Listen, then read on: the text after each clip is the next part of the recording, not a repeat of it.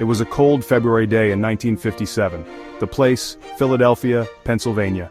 A man was walking through a wooded area. He was there to check his muskrat traps. What he found shook him to his core. There, lying discarded, was a cardboard box. Inside the box was a heartbreaking sight.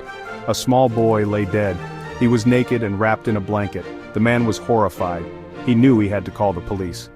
They arrived quickly and began their investigation. The boy's body showed signs of malnourishment. He had also been beaten. Who was this little boy? And how did he end up abandoned in a box? The police immediately launched a search. They hoped to find someone who recognized the boy. They released his picture to the newspapers. They even put it on milk cartons. But despite their best efforts, no one came forward. The boy's identity remained a complete mystery. The case sent shockwaves through Philadelphia and beyond. It was a stark reminder of the vulnerability of children. It also highlighted the often frustrating nature of police work. Despite their best efforts, some cases simply refused to be solved. The boy in the box became a symbol of these unsolved mysteries. He was a constant reminder of a life cut short, and a mystery left unanswered. The boy was estimated to be between 4 and 6 years old. He had blue eyes and blonde hair. He was small for his age, suggesting possible malnourishment. The medical examiner determined that he had been dead for several days before being found. The cause of death was blunt force trauma. Despite the boy's obvious injuries, there was something peaceful about his face. His hair had been recently cut, and his nails were neatly trimmed. These details hinted at a life that was more than just neglect and abuse. Someone had cared for this boy at some point. The police carefully examined the box the boy was found in. It had once contained a bassinet. This suggested that the boy may have been cared for in his early days. The box provided few other clues. The police hoped that someone would recognize it, but no one came forward. The boy's body was buried in a potter's field. He was laid to rest without a name, without a family to mourn him. But even in death, the boy in the box refused to be forgotten. His case remained open, a constant reminder of a mystery unsolved. The discovery of the boy in the box sent shockwaves through Philadelphia. The city was a different place in 1957. It was a time of close-knit communities where everyone knew their neighbors. The idea that a child could be so brutally murdered and discarded was unfathomable. People were both heartbroken and terrified. Who could have done such a thing and why? Theories abounded. Some whispered about a family secret, a child given up for adoption and then met with a tragic end.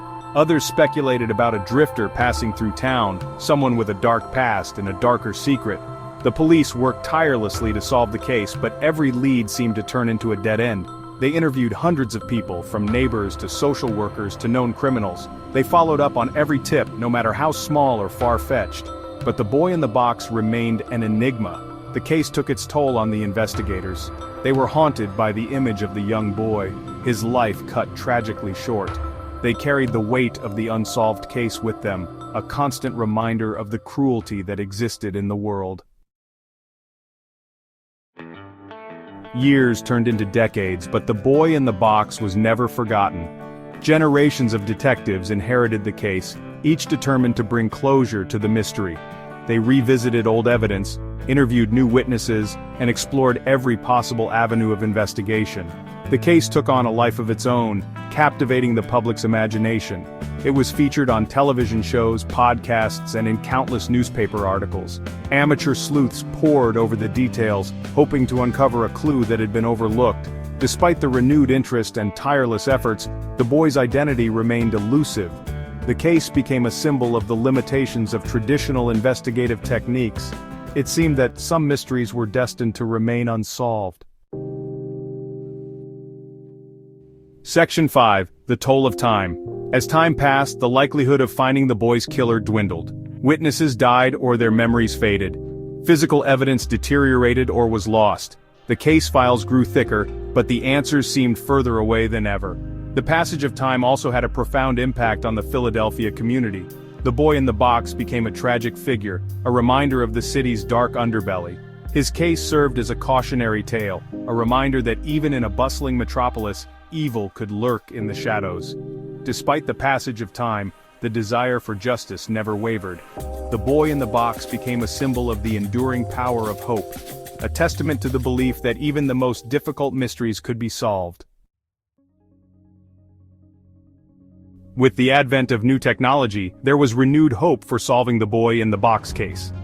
DNA testing, which was in its infancy in the 1950s, offered a powerful tool for identifying unknown individuals.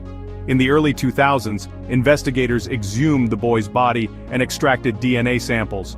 They entered his profile into national databases, hoping to find a match with a relative. The hope was that by identifying the boy, they could finally unravel the mystery of his death. Facial reconstruction software also offered promising leads. Using photographs of the boy's skull, experts created a digital image of what he may have looked like in life. This image was circulated widely, generating new tips and potential leads. While these technological advancements offered a glimmer of hope, they also presented new challenges. DNA databases were still incomplete, and facial reconstruction was an imprecise science. The boy in the box case remained a complex puzzle with many missing pieces. The boy in the box case is just one of countless unsolved mysteries involving unidentified victims. Across the country, there are thousands of John and Jane Does, their true identities unknown, their stories untold. These cases often involve marginalized individuals, those who lived on the fringes of society, and whose disappearances may have gone unnoticed. They are a stark reminder of the vulnerabilities of certain populations and the challenges of identifying those who are missing and unidentified. The National Center for Missing and Exploited Children, or NCMEC, plays a vital role in these cases. They work tirelessly to identify missing children and provide support to their families. They also maintain a national database of unidentified persons, hoping to connect the dots and bring closure to these cases. Solving cold cases, especially those involving unidentified victims, is about more than just bringing perpetrators to justice. It's about providing answers to grieving families, honoring the memory of the victims, and ensuring that their stories are not forgotten. For the families of missing persons, the uncertainty surrounding their loved one's fate can be agonizing. Closure, even if it comes with the confirmation of their loved one's death, can bring a sense of peace and allow them to begin the healing process. Solving cold cases also serves as a reminder that even though justice may be delayed, it is never truly out of reach. It gives hope to other families who are still searching for answers, reminding them that their loved ones have not been forgotten. The boy in the box case continues to captivate the public's imagination, serving as a poignant reminder of the enduring mystery surrounding his short life and tragic death. Despite decades of investigation and the advent of new technology, his identity remains unknown, his story untold. The case stands as a testament to the dedication of law enforcement and amateur sleuths alike, who refuse to let the boy be forgotten. It also highlights the importance of continued advancements in forensic science and the need for greater awareness and resources dedicated to solving cases involving unidentified victims. The boy in the box may never be identified, but his legacy lives on, inspiring hope that one day, all missing and unidentified persons will find their way home, in name and in spirit. Until then, the search for answers continues, driven by the belief that everyone deserves a name and a story.